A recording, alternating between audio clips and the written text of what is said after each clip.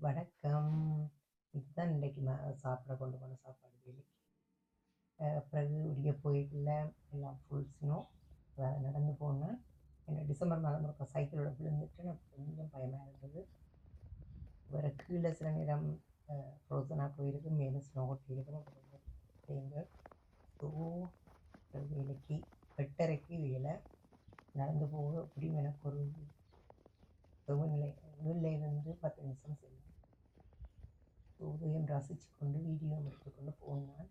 என்னால் இந்த மரங்களில் வந்து சினோ படிஞ்சிருக்கிறதா மிகவும் வடிவாக இருக்கும். வெள்ளை பூ மாதிரி இருக்கும். நான் உங்களுக்கு க்ளோஸ் அப் விட்ட காட்டுவோம் பண்ணிட்டு எடுத்தேன்னா எஸ் பார்க்காதவர்கள் தெரியாதவர்கள் இதை பார்த்து வாங்க.